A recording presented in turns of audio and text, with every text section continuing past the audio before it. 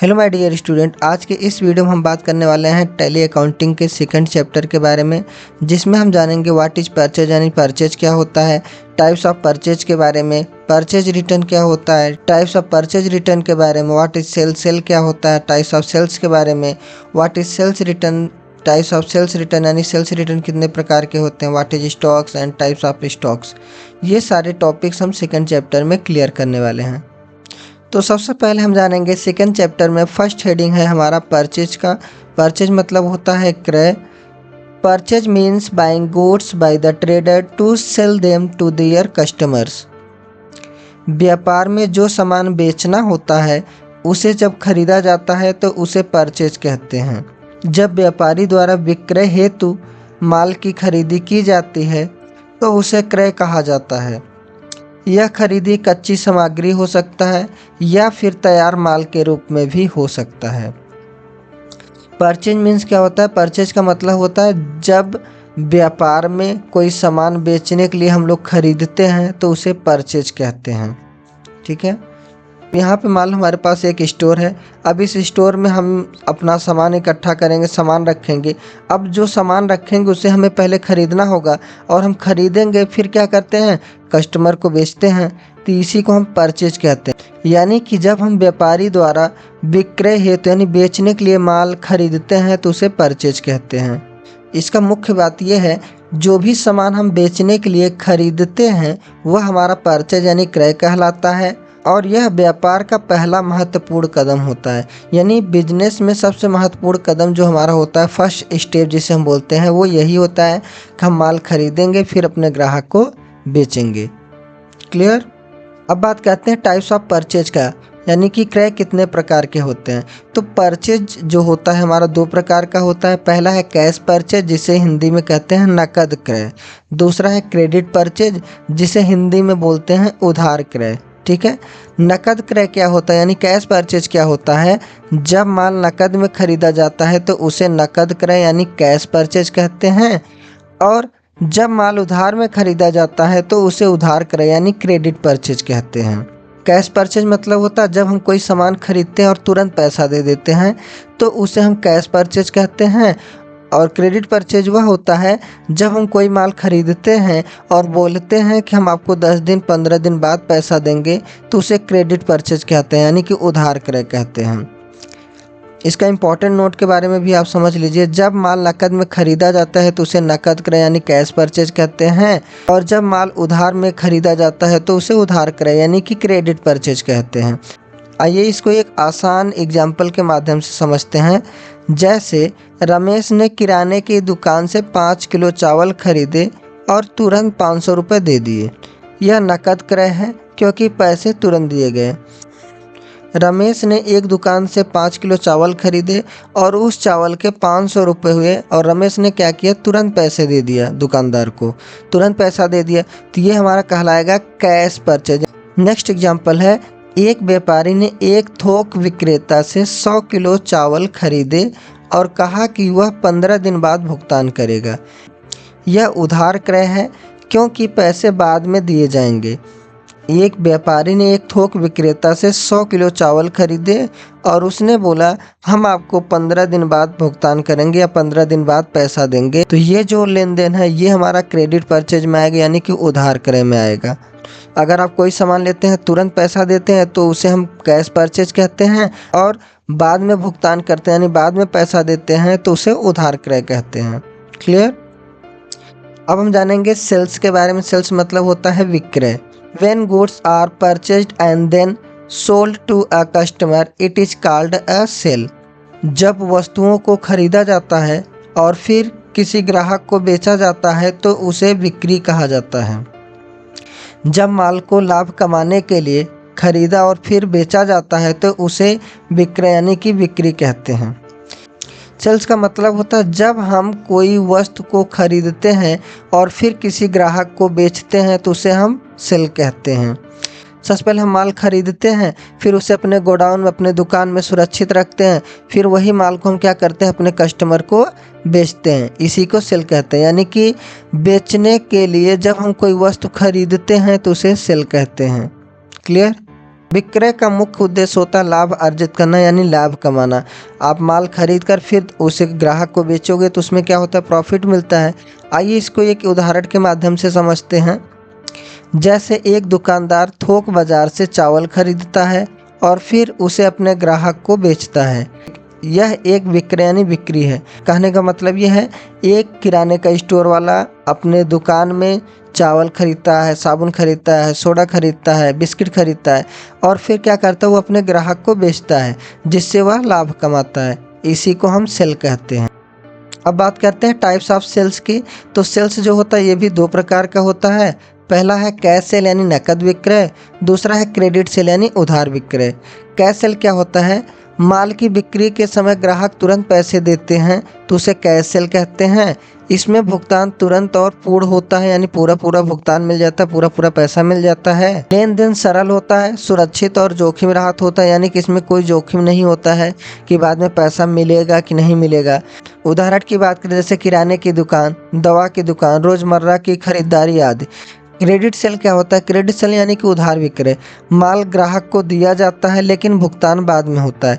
जब हम कोई माल किसी ग्राहक को बेचते हैं और हमें तुरंत पैसा नहीं मिलता है तो उसे हम क्रेडिट सेल कहते हैं। ग्राहक तय समय पर या बाद में पैसा चुकाता है। अगर हम कोई सामान ग्राहक को बेचे और ग्राहक बोला हम आपको 10 दिन या 15 दिन बाद पैसा देंगे तो उसे हम क्रेडिट सेल कहते हैं। इसमें विश्वास, संबंध और रिकॉर्ड का महत्व होता है। जो क्रेडिट सेल होता है इसमें क्या होता है, इसमें विश्वास होता है, आप 10 दिन में पैसा देंगे कि नहीं देंगे, आप टाइम पे पैसा आप चुकाते हैं कि नहीं चुकाते हैं, आपका संबंध कैसा है, आपका रिकॉर्ड कैसा है, पिछली बार आपने लिया था तो सही टाइम पे पैसा दिया था कि नहीं दिया था।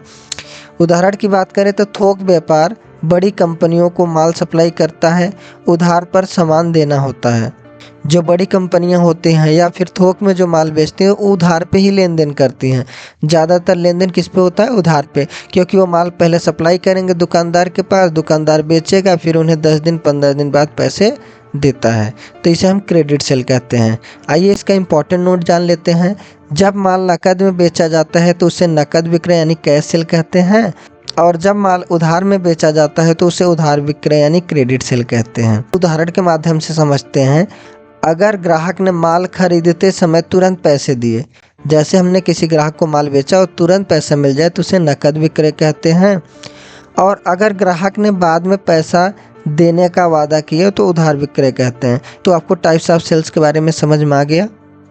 अब बात करते हैं परचेज रिटर्न की यानी क्रय वापसी की।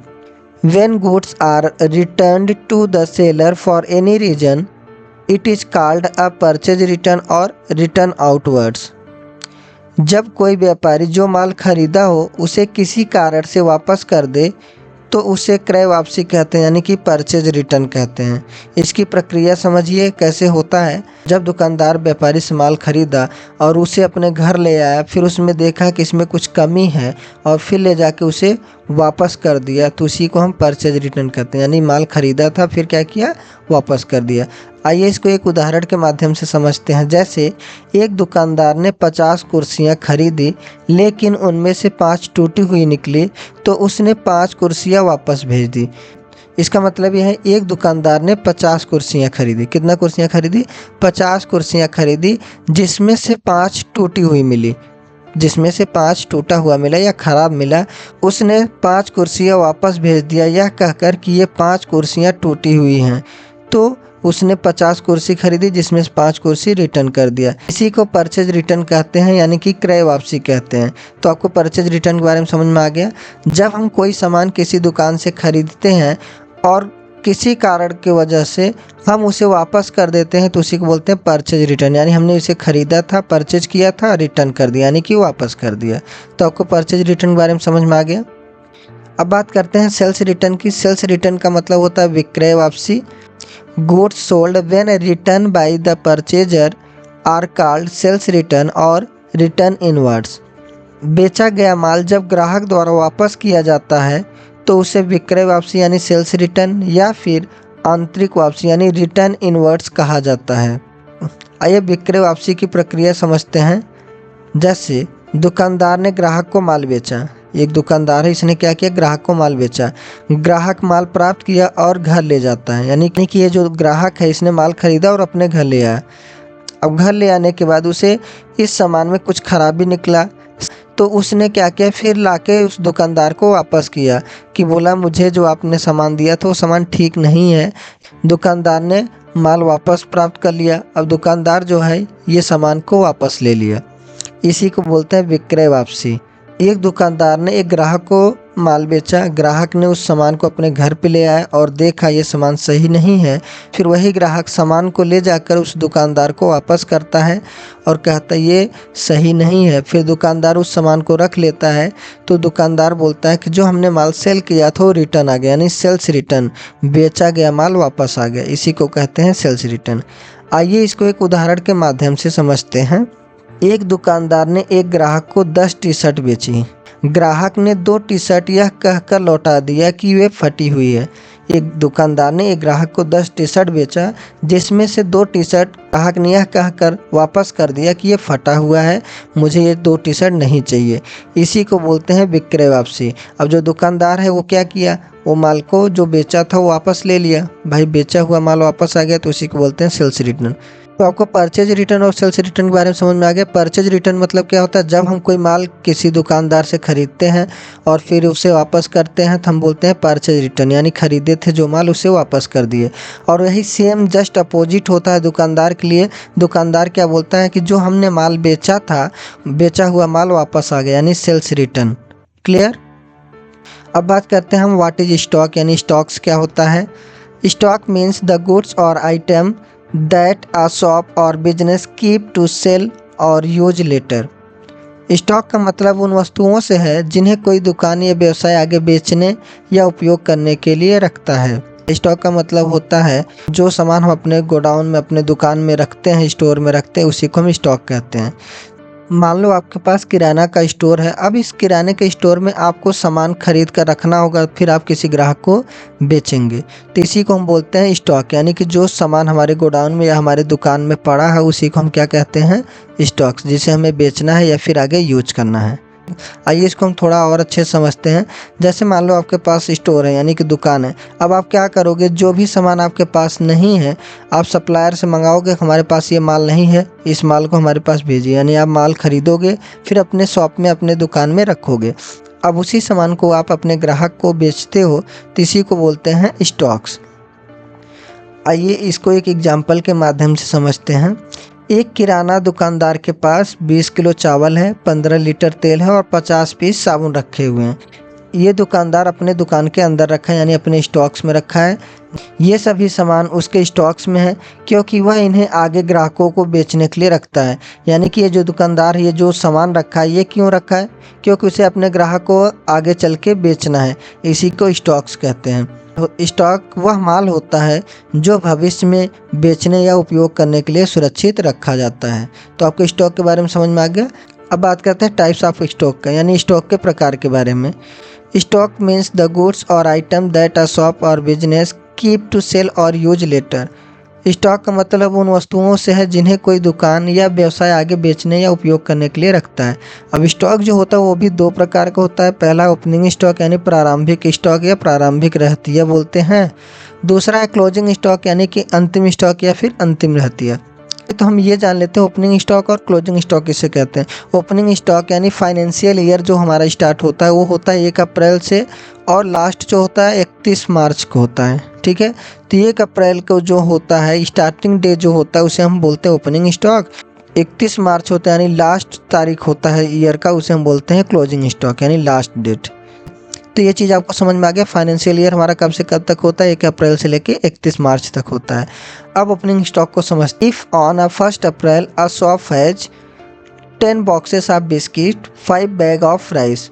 मान लो 1 अप्रैल को आपके पास 10 बॉक्सेस ऑफ बिस्किट के हैं और 5 बैग राइस के हैं, यानी 10 बॉक्स जो है वो बिस्किट का आपके गोडाउन में है, आपके दुकान में है, और 5 बैग राइस का है। अब ये जो आप बिस्किट रखे हो और ये जो राइस रखे हो, आप इसे क्या करोगे, सेल करोगे अपने ग्राहक को।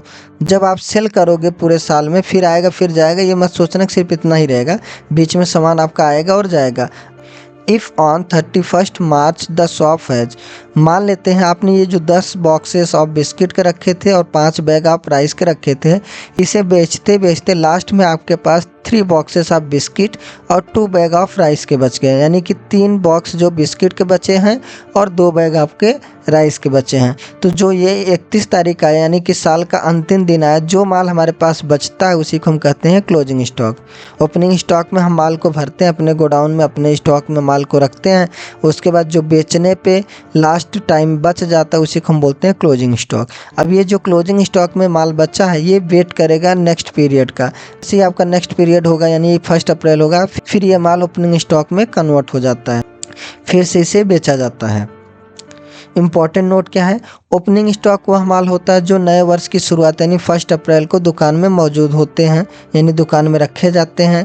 क्लोजिंग स्टॉक वह माल होता है जो वर्ष के अंत यानी 31 मार्च को दुकान में बचा हुआ होता है, यानी कि बेचने के बाद जो माल हमारे दुकान में बच जाता है उसे हम क्लोजिंग स्टॉक कहते हैं।